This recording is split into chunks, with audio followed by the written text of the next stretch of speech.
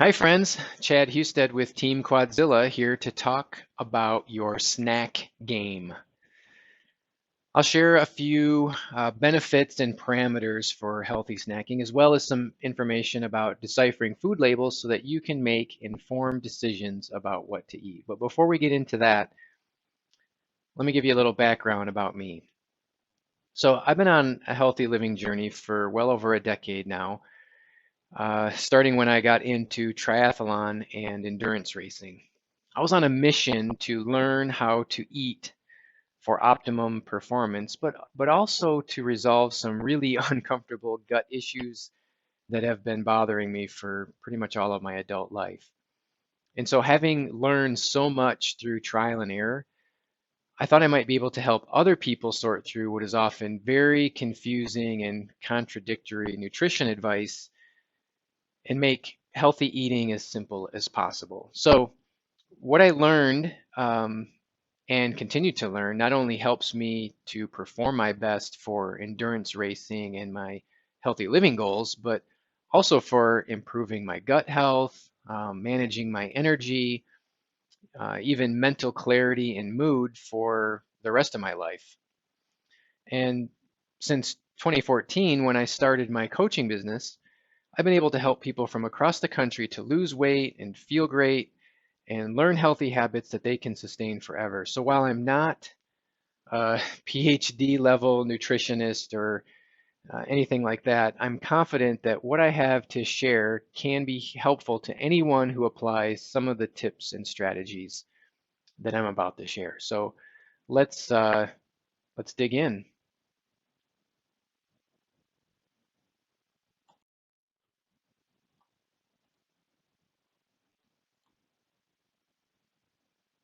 Okay, so what is a snack? Let's just be clear. We're talking about healthy snacks today. And snacks are not just anything you can grab to stuff your face. Um, Snacks can help you in your healthy living journey. And so the purpose of a snack is to help to keep you full and satisfied between meals with just enough real food to sustain your energy and prevent you from getting too hungry that you overeat at the following meal, but also not too much food that you would spoil your appetite for a real meal later. So what constitutes a snack? According to registered dietitians, a snack should contain around 100 or 200 calories, have about 5 grams of protein or fiber, but ideally both for optimal fullness.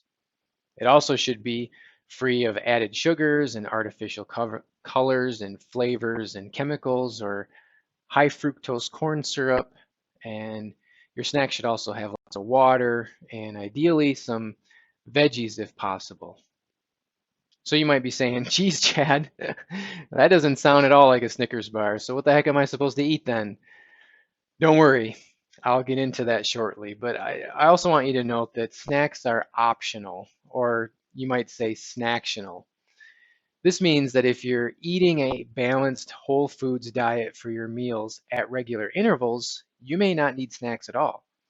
However, when your schedule gets off or you're on the run, a healthy snack can really save the day.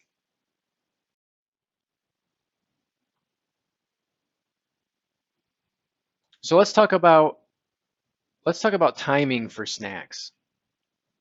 First, I'm going to assume that you eat traditional and nutrient balanced breakfast, lunch, and dinner, and these are timed as morning, midday, and early evening. And if you are not one of those that eats on these regular intervals, the specific timing of your snacks may differ. Further, if you really struggle to have a balanced meal plan and want some help, I am ready and willing to meet with you privately about that. That said, snacks are meant to fit between meals as needed. And for me, this mostly occurs in the mid afternoon around 2 or 3 o'clock, and sometimes around 10 in the morning if my morning exercise was especially strenuous. I've talked to lots of people who really struggle with the nighttime munchies, and I've been there. The key is to eat balanced meals because doing so should be keeping you full and satisfied. But if not, as can be the case for me sometimes, I'll eat a small snack with the following rule. I won't eat past 7 p.m., period, 3 hours before bedtime. Fortunately for me, I have a chronic gastric reflux issue that makes it very uncomfortable to lay down with undigested food in my belly. So if I'm going to sleep at all, I got to close the kitchen well ahead of bedtime. But even if you don't have reflux issues, science supports giving your body plenty of time to digest before bed, as your body has lots of other restorative work to do overnight that gets compromised when digestive work is required. All right, so a couple comments about eating right before or right after exercise. Should you eat before exercise? Well, it depends. Everyone reacts differently to eating right before exercise. But here's what I've learned as an endurance athlete, and the science supports this. Unless your workout is longer than 60 to 90 minutes of fairly strenuous activity, you probably don't need to eat before exercise. Your body will use stored energy for fuel, and trust me, we all have lots of stored energy. If you work out early in the morning, it might benefit you to drink water or some natural electrolytes first, as you become quite dehydrated overnight. But don't go crazy with that, because you really don't want to slosh around a belly full of water when you're working hard. As for eating after exercise, again, it depends. If your workout is strenuous, your body could use some high quality protein to help your muscles recover. However, exercising is not a license to just eat whatever you want because you sweated for 30 minutes. My workouts are generally quite strenuous but short, anywhere from 20 to 45 minutes.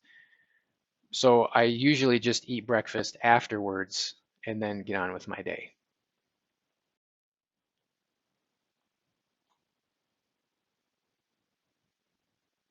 Okay then, so what should you eat?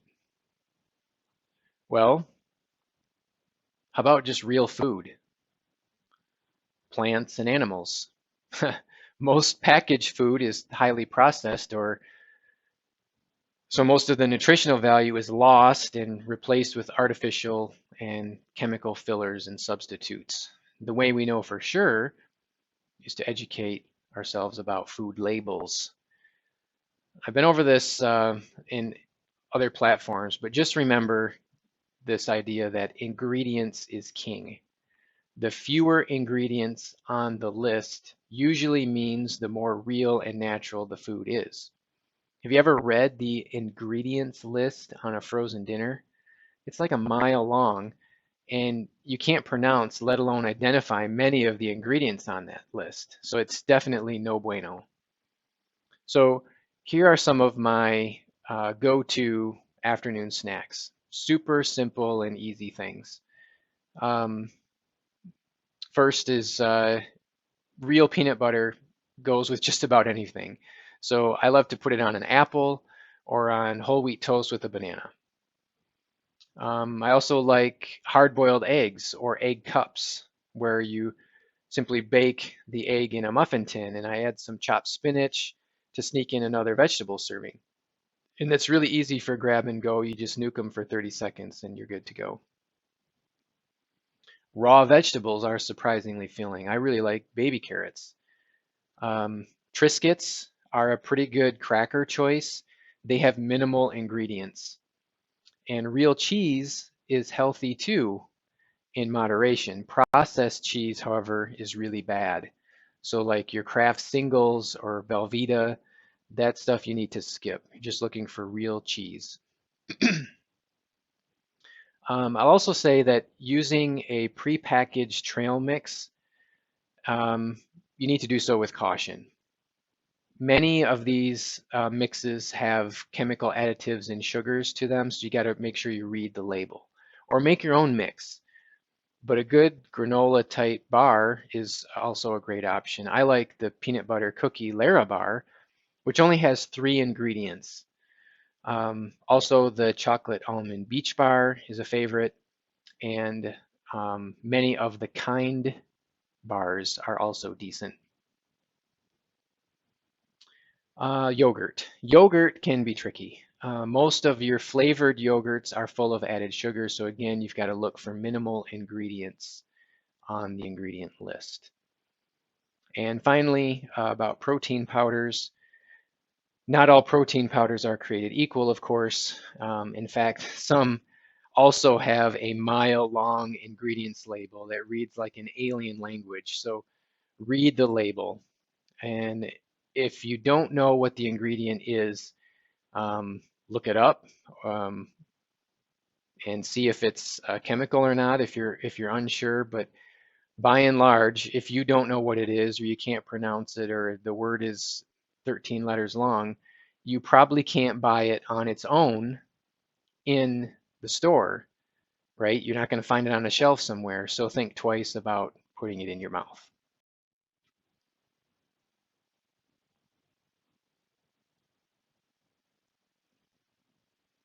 Let me emphasize the difference between the ingredient label and the nutrition label. Look at this comparison. Which of these two labels do you think is the more healthy snack option, left side or right side? I know the images might be difficult to read, but the left one says 95 calories, 0 fat, 25 carbs, 4 grams fiber, 19 sugars, 0 protein. And the one on the right says 140 calories, 12 grams fat, 7 carbs, 1.8 grams fiber, 3 sugars, and 2.7 protein. So of those two nutrition facts labels, which do you think is the healthier snack option?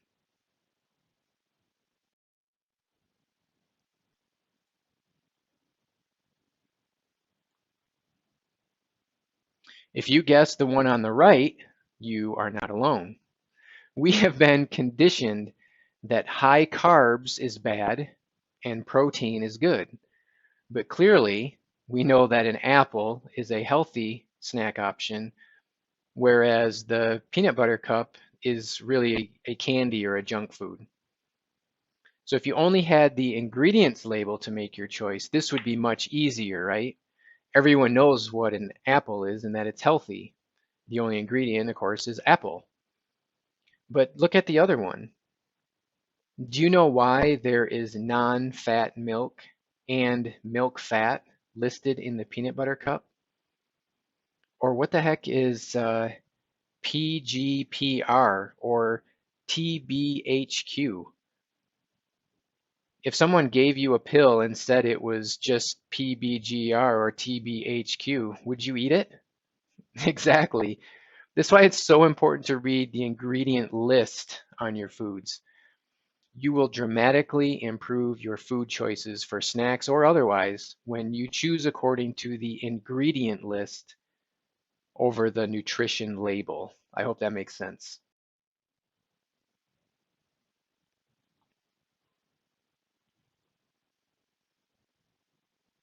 Okay, one last thing. I can't finish a talk about snacks and healthy eating without addressing the feeding of your mind. And I thought it was clever to suggest the idea of mental snacks. So no matter your age or position, everyone should be feeding their mind with personal and professional development content. And this can come from a variety of sources according to your preference. What works for me is what I've listed here. So these are about 2 to 5 minute videos that I get in my email, and they're part of my morning routine, which includes some time to think and pray and write to help me set my intention for the day.